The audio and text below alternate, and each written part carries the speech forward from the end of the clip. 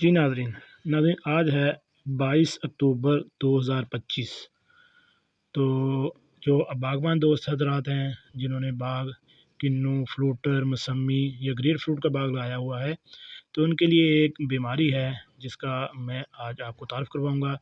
تھوڑی سی احتیاط اگر کی جائے تو آپ اس بیماری سے بچ سکتے ہیں، اور اگر تھوڑی سی بے احتیاطی کر دی جائے تو یہ بیماری پورے باغ میں پھیل سکتی ہے، جس سے آپ کے پھل کی کوالٹی بھی خراب ہو سکتی ہے اور آپ کا باغ جو ہے نقصان بھی ہو سکتا ہے۔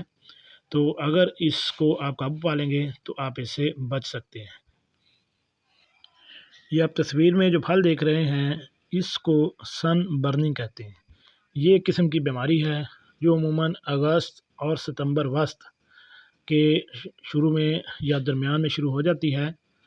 آپ نے دیکھا ہوگا کہ یہ عموماً جنوب پر واضح یا پھر مغرب کی نکڑ پر نظر آئیں گی، شمال یا مشرق میں یہ بیماری نہیں نظر آتی۔ اب پتہ ہے کہ اس کی وجہ کیا ہے۔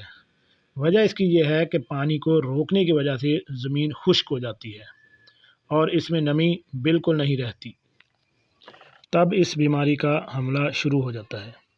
اب آتے ہیں اس کے علاج یا احتیاطی تدابیر کون سے اپنائی جائیں تو ہم اس بیماری سے بچ سکتے ہیں۔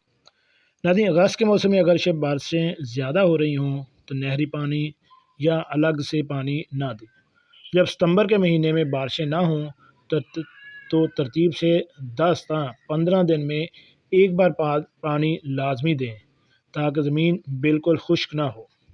ستمبر شروع میں یا درمیان میں یہ بیماری شروع ہو جاتی ہے کیونکہ پانی کی کمی ہو جاتی ہے اور موسم خشک ہونا شروع ہو جاتا ہے۔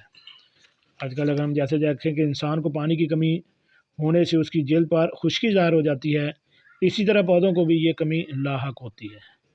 اس کے لیے اس بیماری سے بچنے کے لیے پانی کا مناسب انتظام کریں، یعنی ہر 10 سے 15 دن میں موسم کو دیکھتے ہوئے پانی لازمی لگائیں۔ یاد رہے کہ زیادہ پانی میں پھل کے پھٹنے کا عمل بھی ہو سکتا ہے جسے فروٹ کریکنگ کہا جاتا ہے، اور جڑوں کے گلنے کا سبب بھی بن سکتا ہے جسے روٹ ریوٹ کہتے ہیں۔ عموماً 15 جولائی سے لے کر 15 ستمبر تک ہوا میں نمی ہوتی ہے، تب یہ ایشو نہیں آتا ہے، مگر 15 ستمبر کے بعد یہ ایشو آنا شروع ہو جاتا ہے کیونکہ خشک گرمی شروع ہو جاتی ہے، اس لیے اس میں احتیاط لازمی ہے۔